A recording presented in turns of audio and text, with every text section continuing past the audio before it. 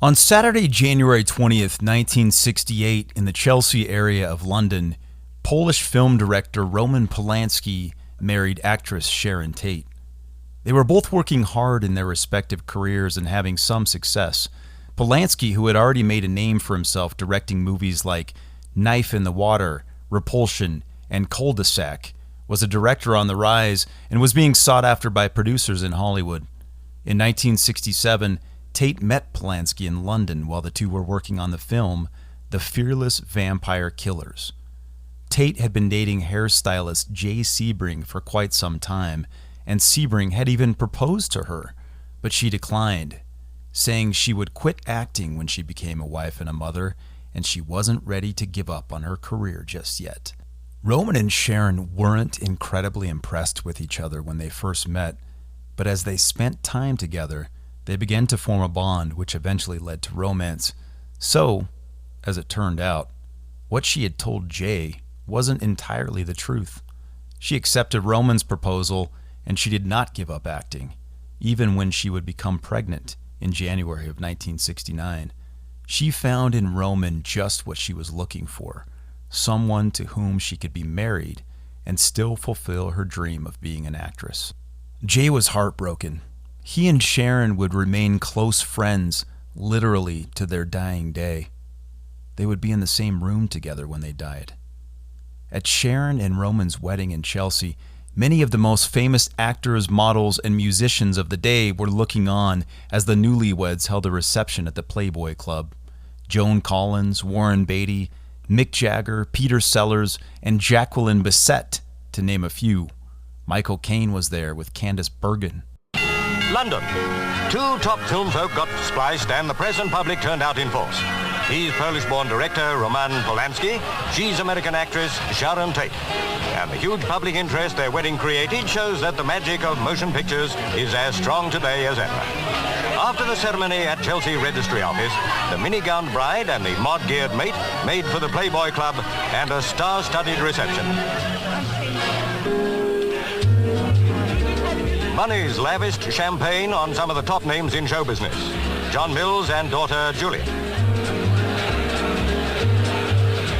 Behind the fuzz, Lawrence Harvey. James Fox and delicious friend. Joan Collins and Anthony Newley. Two-fisted Terry Downs, and from sedate Peyton Place, Barbara Parkins. Michael Caine keeping company with very dishy Candice Bergen.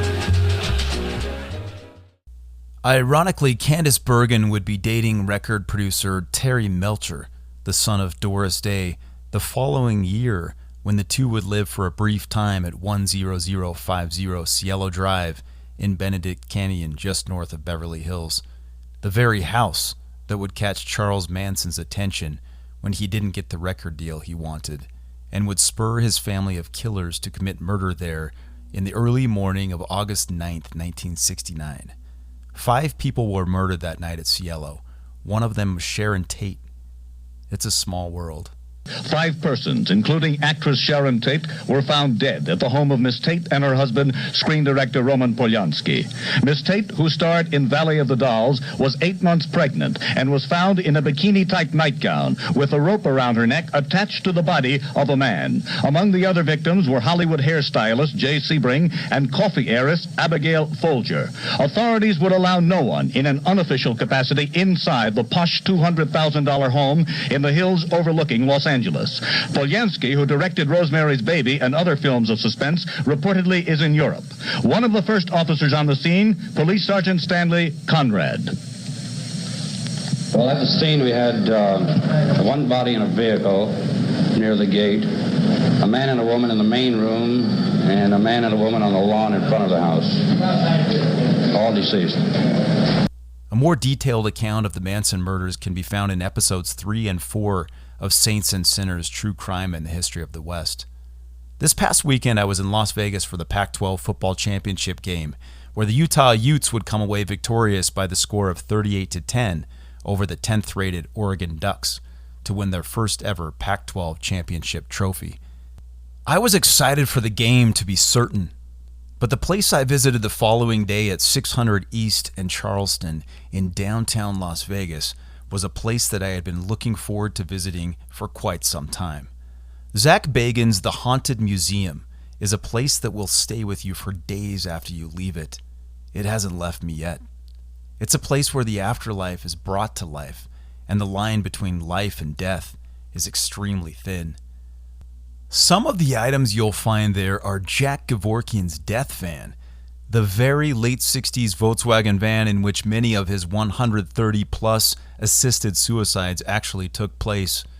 It was surreal to stand next to a vehicle in which dozens and dozens of human beings were assisted in taking their own lives. There are 2 human heads in the museum. One is from the 1600s in Scotland, and the other is a head of a dwarf that was preserved in a jar in the early 20th century, making it just over 100 years old.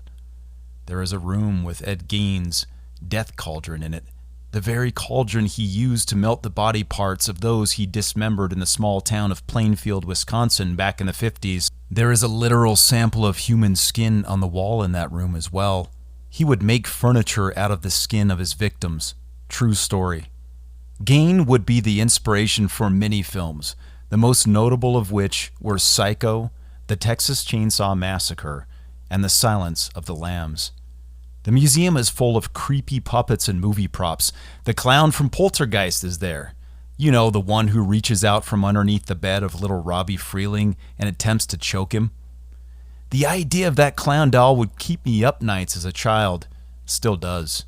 A proton pack and Egon Spengler's suit from the original 1984 Ghostbusters are there as well. Cult leader David Koresh's 1968 Chevy Camaro in perfect condition is there. It's a beautiful car. Many of us remember watching the TV on that fateful day back in April 1993 as the compound at Mount Carmel, Texas, where Koresh was holed up with his followers, went up in flames after a 2-month siege with the FBI. Incidentally, the bombing of the Bureau of Alcohol, Tobacco, and Firearms building in Oklahoma City, orchestrated by Timothy McVeigh, would be exactly 2 years to the day from the day the compound in Waco was destroyed. McVeigh planned it that way on purpose. A mirror from the stateroom of Edward Smith, the captain of the Titanic, is also there.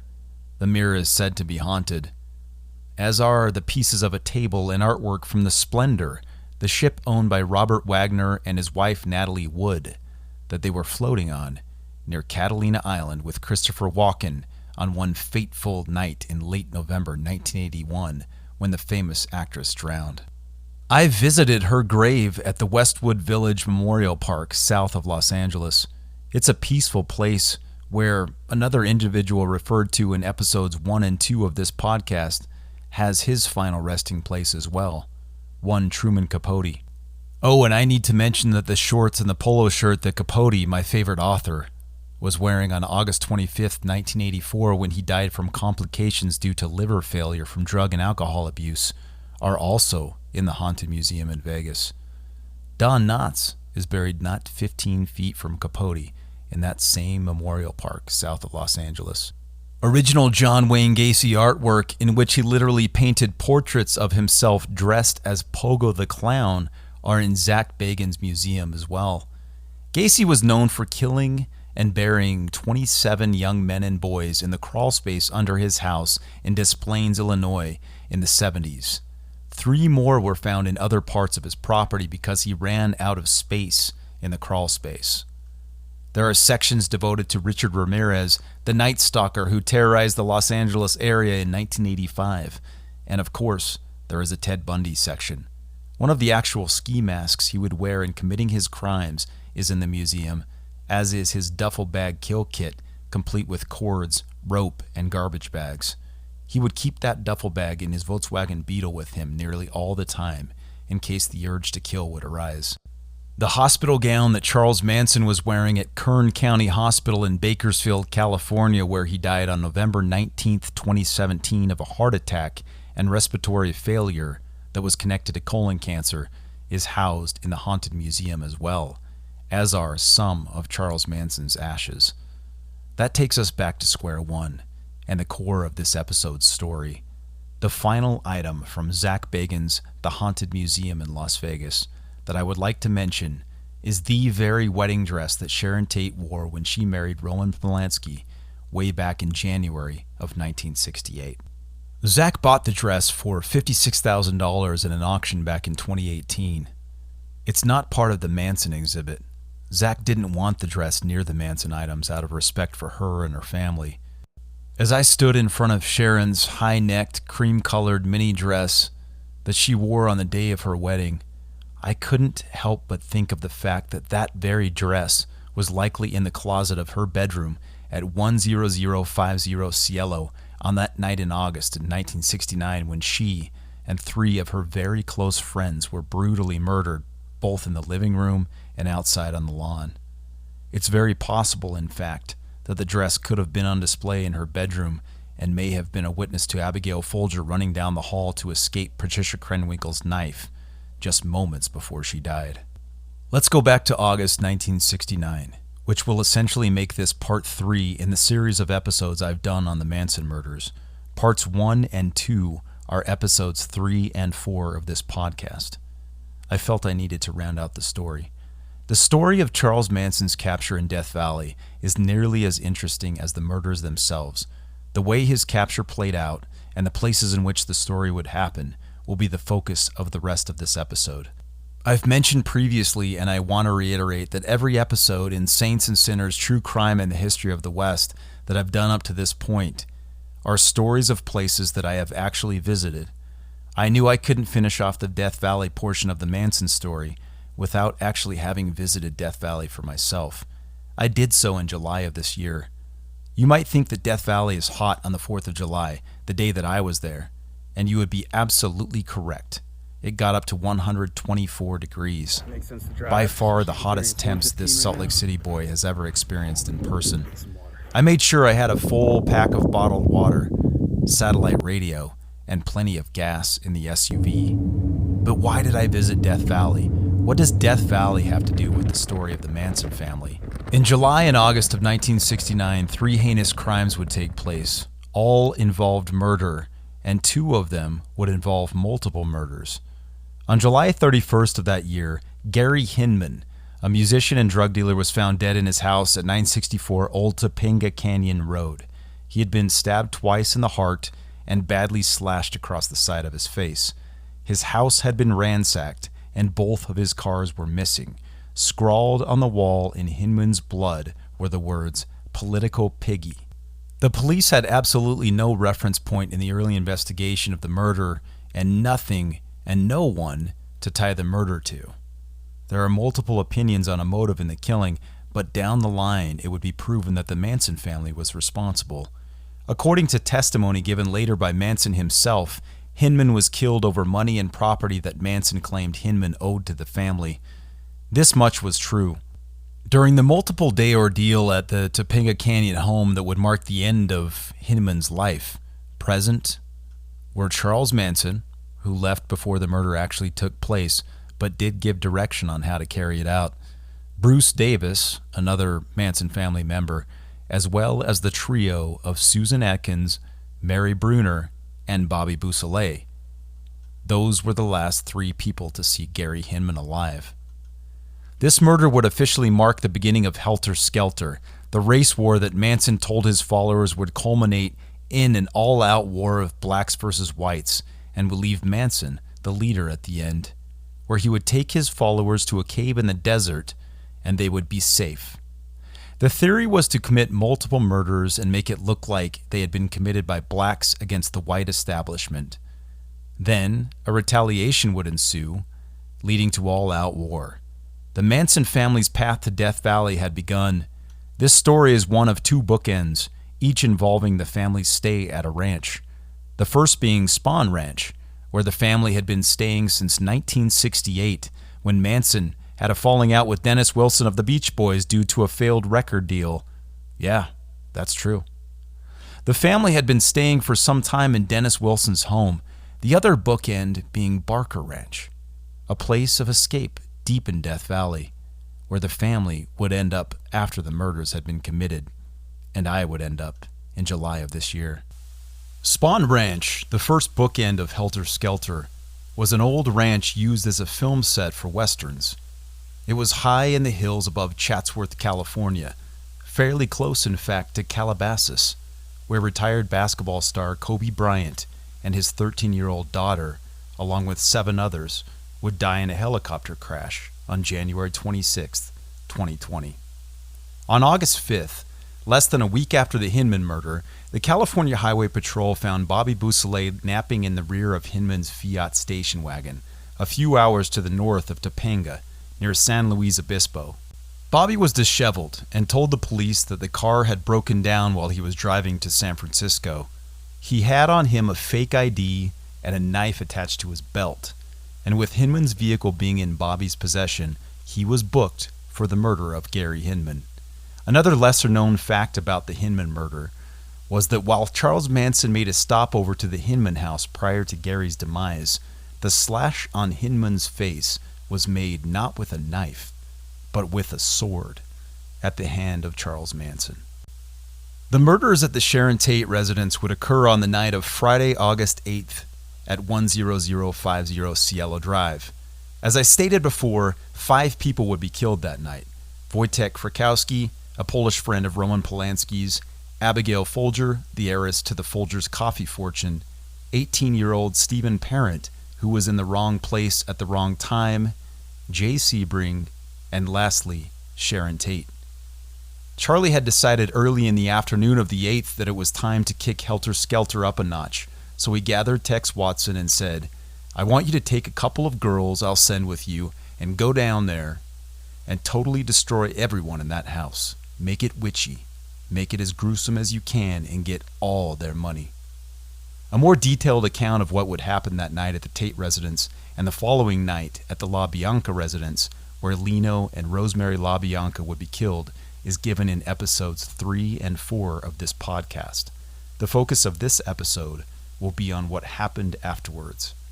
Immediately following the LaBianca murders on the night of August 9th to the 10th, Charles Manson and follower Linda Kasabian traveled several miles together so they could plant the LaBianca's wallets in what Manson thought was a black neighborhood, that of Sylmar, California. Then, the two drove to Venice Beach so Manson could commit a second crime that night. Charlie wanted to attack an actor friend of Kasabian's, possibly in retribution for her not having participated in and only being an onlooker to the Tate murders the night before. He wanted to make sure Kasabian was involved and could be implicated as well. She would, after all, turn out to be the star witness for the prosecution in the trial for the murders. Kasabian later testified that she acted like she forgot which apartment her friend lived in order to spare his life. The family all returned to Spahn Ranch early in the morning hours of August 10th, and there they would stay for nearly the next week, trying to not draw any attention to themselves. They would watch television and see the news and the pandemonium that their murder spree was causing to the world, thinking to themselves that they would never be caught. The police hadn't yet drawn a connection between the Tate and LaBianca murders. Certain details hadn't been communicated between departments, such as the fact that Political Piggy had been written on the wall in blood at the Hinman residence, and the word pig was written on the door at the Tate residence. The words Helter Skelter and Rise were written on the walls and the refrigerator in blood at the LaBianca residence. These dots would be connected later. The police had been monitoring the Manson family for quite some time, not for murder, however, but for auto theft. The family had been stealing VW parts to convert them into dune buggies. Their plan of escape from Spahn Ranch was well underway. They were converting their vehicles to fit a more rugged desert climate and climb the washes of Death Valley to Barker Ranch. Around dawn on Saturday, August 16th, almost exactly 1 week after the murders at the Tate residence, police officers raided Spahn Ranch and arrested Manson and many of his followers. Later, it would be learned that Manson was actually relieved that they were only being charged with theft. Unfortunately, the family was set free on a technicality. The date on the Spahn Ranch search warrant was listed incorrectly. Upon their release, Charlie's first order of business had to do with a man by the name of Shorty. Manson himself was only 5'6", so the nickname would have been more fitting for himself, but nevertheless, Donald Shorty Shea was on Charlie's radar of retribution. Manson was sure that Shorty had been the one to tip off the police prior to the raid at Spawn Ranch. It was said that one night they were all sitting around the campfire at Spawn, and Charlie turned to Shorty and said he wanted to take him for a walk. The two walked out into the darkness in the hills surrounding the ranch, and many would later testify that Manson returned to the campfire by himself, and Shorty was never heard from again. It was later said that Charlie told a few of them that he had decapitated Shorty. Shorty's remains were located near Spawn Ranch in 1977 when Manson and Tex Watson were already in prison, and Bruce Davis was also charged as an accomplice in Shorty's murder. If Manson was in fact the one to have killed Shorty, this would make it the only known murder that he actually carried out himself. All of the other 8 murders he only ordered, but didn't actually do the killing. To be sure to avoid further raids, Manson quickly moved the family deep into Death Valley, 204 miles to the northeast of Spawn Ranch, to a place called Barker Ranch. Barker Ranch is located in a rocky valley in the Panamint mountain range, up at the top of what is known as Goler Wash. The area is quite inaccessible even today. I learned this for myself in July. The narrow dirt road leading up the wash basically requires either an ATV, a side-by-side, or a four-wheel drive vehicle in order to climb it. There are several places where there are actually slick rock climbs. The Panamint range of mountains and Goler Wash are nearly in the dead center of Death Valley, technically just outside of the national park. The town of Ballarat, population 1, has a trading post that is open most days of the year. The town's only resident runs the trading post. I met him in July. I was going to record my conversation with him, but my phone literally died from overheating right as I walked into the trading post. It was 124 degrees outside after all. I had been walking around in the heat, checking out the jail that is in Ballarat, the one they kept Manson in the first night after he was captured. Supposedly his signature was scrawled on the wall somewhere, but I couldn't find it. There's also an old Dodge Power Wagon parked just outside the post that was said to have been used by Tex Watson in an escape attempt from the family in September of 1969. But he was said to have gotten stuck in the salt flats just past the mouth of Goler Wash and had to walk back up to the ranch with his head hanging low.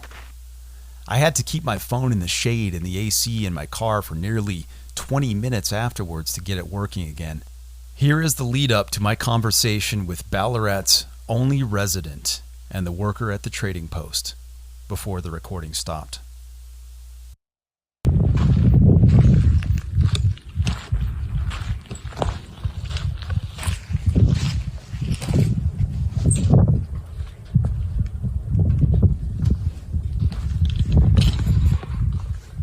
How's it going? How you doing? Good, man. How are you? Pretty good. Pretty cool. It's a hot one, huh? Yeah, where are you heading? He was kind and asked me what I was driving to be certain I could make it. He said not to push it too hard, but to head back if I didn't think I could make it the whole way. He made sure I had enough water as well. Butch and Helen Thomason began construction on Barker Ranch in the late 1930s. The couple was getting older and in retirement. They wanted to try their hand at prospecting and have a retreat that they could go to relax far away from the hustle and bustle of the City of Angels. The Barker family bought the property in 1956 and expanded the cabin into a larger house. So there was the larger house and several smaller cabins, a chicken coop, corrals, a makeshift swimming pool made from nearby rocks, and a neighboring ranch to the east, Myers Ranch. There were only 2 ways into the ranch, Goler Wash, approaching from the west, and Coyote Canyon, approaching from the northeast. The road through Coyote Canyon was wider, and Goler Wash was extremely narrow and kept the ranch well hidden and tough to access. Charles Manson and his family of followers arrived at Barker Ranch in late August of 1969, just weeks after their murder spree. Shorty's body had been buried near Spawn Ranch, but it was thought for years that there could have been other family members killed at Barker as well. Others who might have upset Charlie.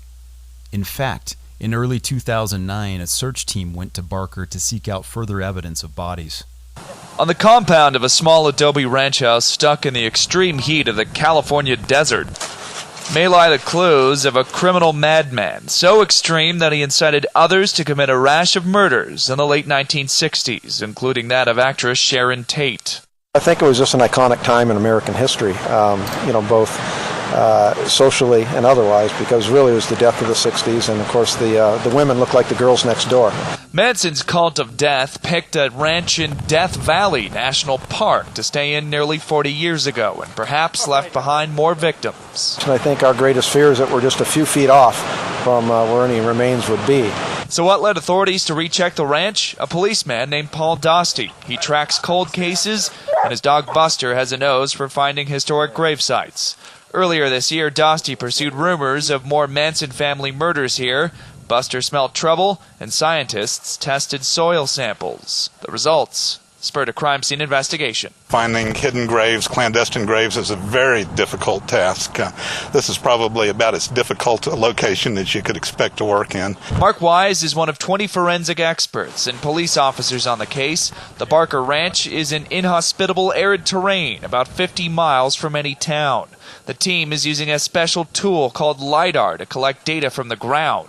The shape of the evidence, the unit relationship between evidence items, where they're located. They're removing soil inch by inch for analysis. They might inch closer to discovering decades-old cold cases where the innocence of the 1960s was lost. John Moan, The Associated Press, Death Valley National Park, California. Once at Barker, most of the family members thought they were safe, but they simply couldn't stop committing crimes, even in the heat of Death Valley. Had they laid low, they might have been fine, but they committed vandalism and several accounts of grand theft auto. They just couldn't stop. Jim Purcell was both a ranger in Death Valley at the time in 1969 and also in law enforcement. He was interviewed by a local television station a few years after his retirement in 1989 and laid out the story of what would eventually lead to the capture of Manson and his followers. In mid-September of 1969, he was called out to the site of a burned front loader used in road construction within Death Valley. A group of individuals had set it on fire, so they followed some tracks from the site of the vandalism, and the road to the capture of Charles Manson would begin. I drove to an area called Hunter Mountain. The park rangers had followed a set of tire tracks, rather unusual, from the site of the burned loader to Hunter Mountain. And I met them there. And at that location, we found a 1969 Ford sedan, partially stripped, hidden in the trees. Around the vehicle and in the vehicle, numerous items of female clothing. We ran the vehicle, and it turned out it was a Hertz rent-a-car. It was not reported as stolen or anything. So at that point, the park rangers had no more tracks to follow. So I returned to Panamint Springs and picked up my wife and continued on to Lone Pine. As a result of that arson, the National Park Service, the rangers of the National Park Service, continued searching the Panamint Mountain Range for any kind of clues or witnesses to the arson on their loader. So the Panamint Mountains were being searched. Few knew about Barker Ranch, but the police and rangers did know that the fire on the loader was set on purpose. It was indeed arson. So they weren't going to stop until they had caught the individuals responsible. A few days later, it was reported that there were hippies living in the mountains. It was said that those hippies drove dune buggies that were described as being patched together from parts of other vehicles, and this tipped authorities off further. The family had been stealing automobiles, after all, for several months, precipitating the initial raid at Spawn. Purcell further stated that Dick Powell, another ranger, continued to investigate the Panamint Mountains, and he took Jim with him on the 29th of September when he would go to Barker Ranch for the very first time. Dick Powell, park ranger, asked me to go along with him, and as I had never been in that part of the monument before, and it was my day off, I accepted the ride. I wanted to see what was down in that area. In the afternoon of the 29th, we arrived at an area called Barker Ranch, which is really a misnomer. Ranch, you think of agriculture, but this is was probably built as a mining, a prospector's cabin. We drove up to the front of the cabin and noticed a rail dune buggy parked in front, minus the engine. About that time, two young girls exited the cabin, and we approached them and asked them if they lived there, questioned them just generally. They had very little to say to us.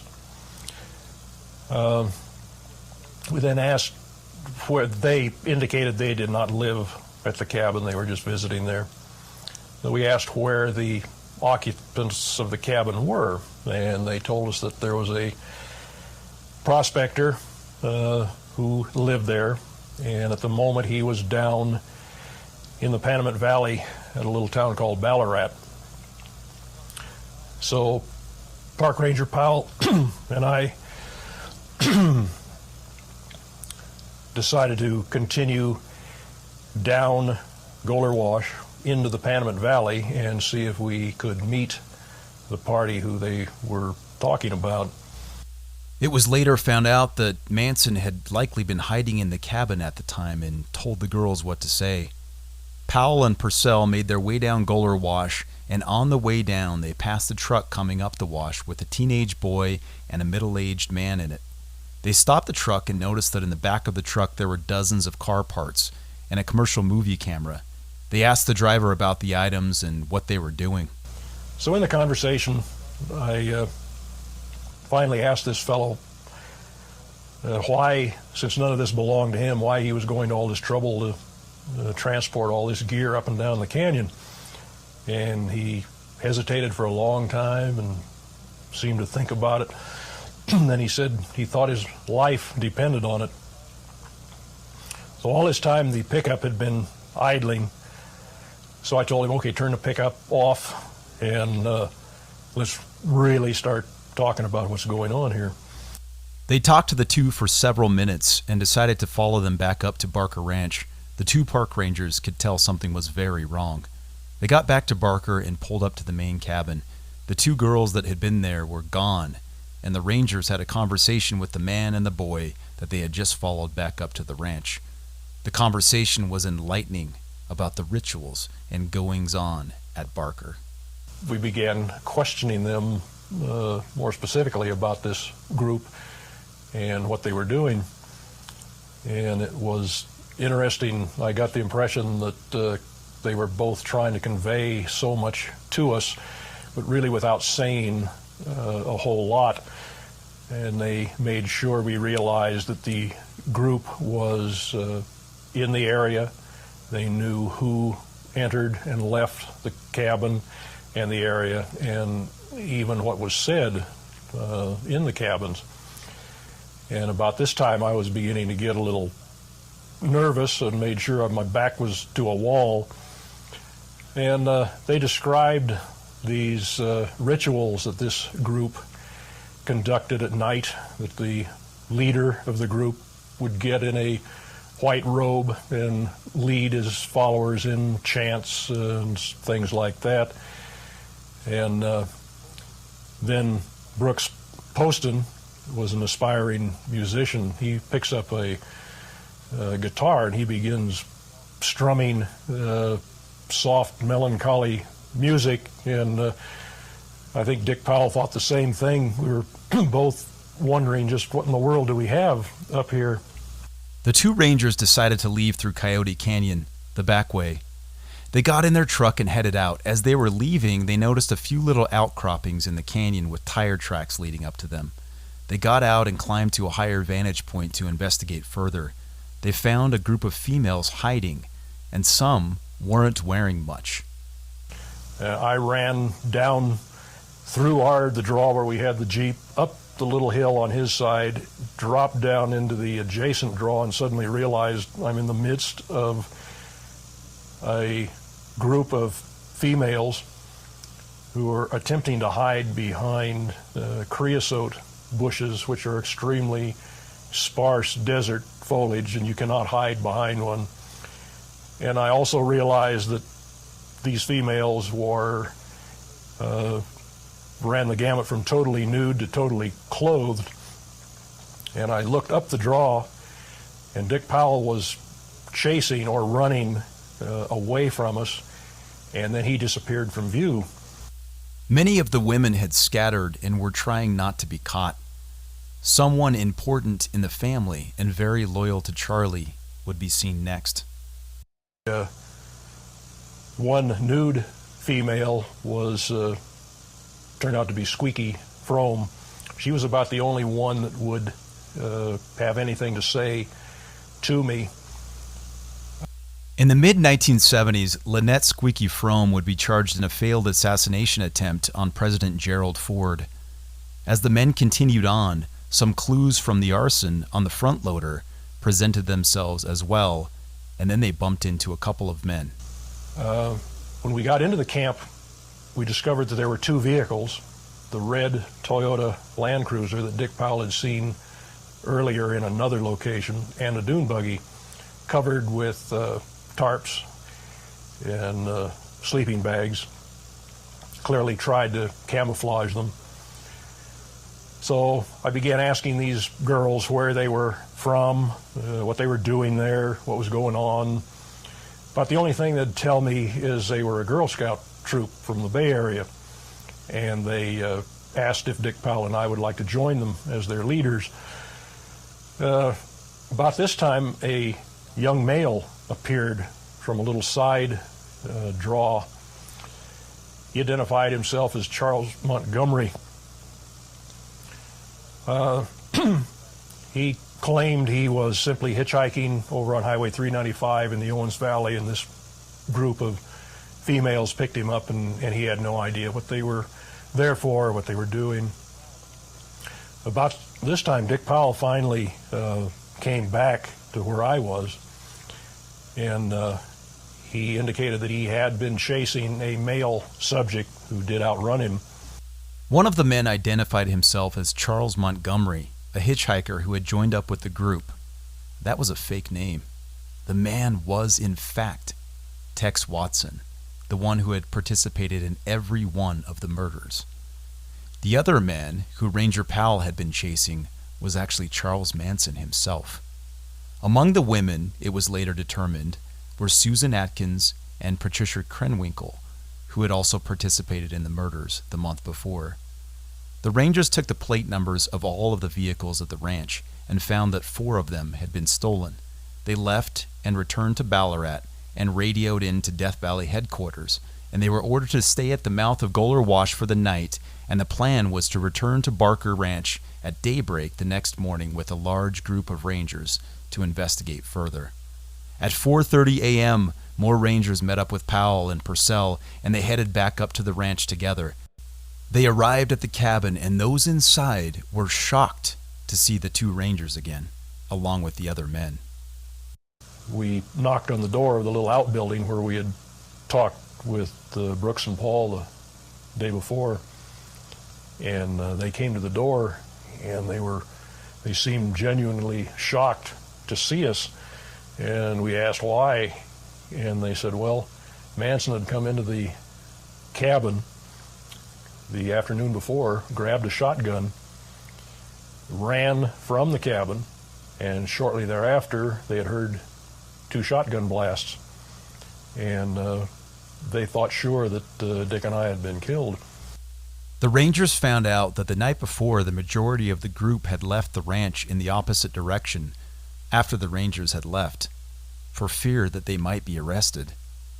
The Rangers searched the entire ranch that day and found more evidence in the form of more stolen dune buggies, but they did not find the rest of the family.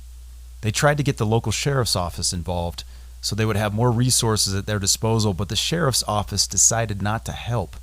It was decided, though, among the Rangers that it was obvious that a car theft ring was taking place. It was worth making another appearance at the ranch.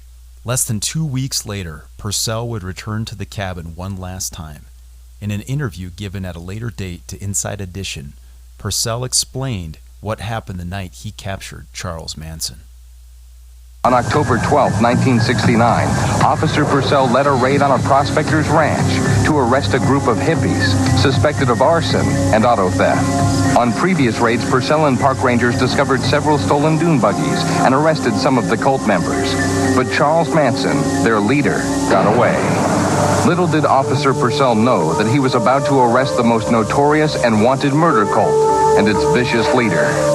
On our last raid into the area, came to this spot, crouched down to keep the cabin under surveillance. Almost immediately, 4 male subjects walked right up the driveway toward me. If I moved, I was sure they would see me, so I just remained still, and they walked right into up the front porch and in the door to the cabin. They came down the hill quickly, hid behind the corner of the building, which was intact at that time. Peeked around at the door. About that time, the door opened. A female came out, walked into the middle of the yard. She had washed her hair. She had a towel around it and was drying. She turned around, walked back up the porch into the cabin, never looked up, never saw me.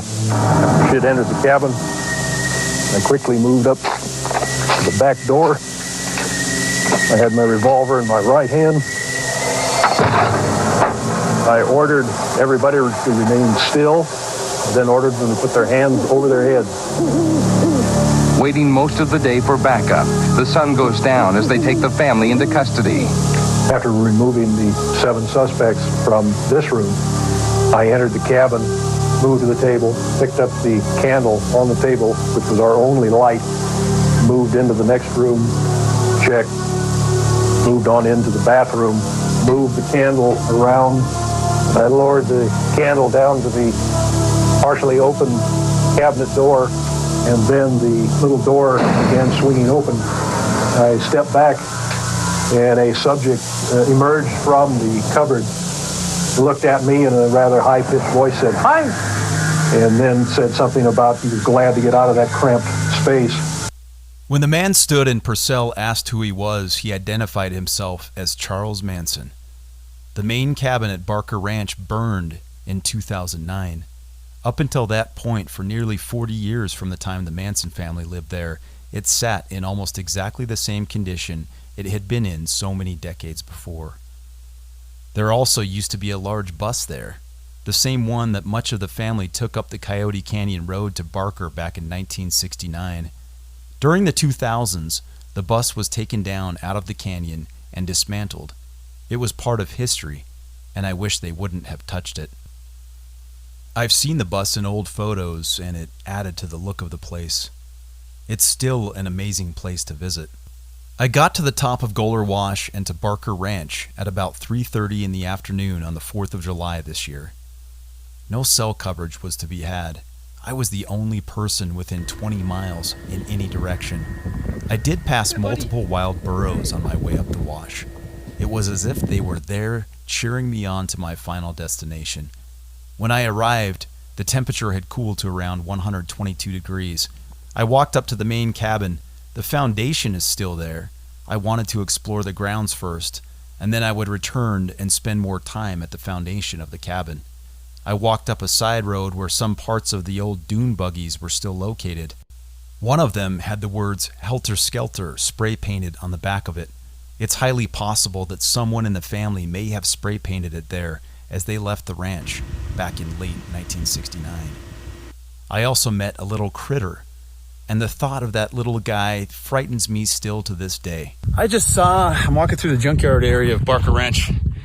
I just saw a white translucent scorpion run as fast as a chipmunk. Creepiest, one of the top 3. I've seen a lot of creepy stuff in my life. It's one of the top 3, probably top 2 creepiest things I've ever seen in my entire life. Oh, let's go ahead and make it number 1. That was creepy. Okay. As you were. When Manson was captured for auto theft in October, he still hadn't been tied to the murders. Bobby Beausoleil was still in custody for the Hinman murder, but it wasn't until November and December of 1969 that the rest of the involved parties would initially be charged with the murders.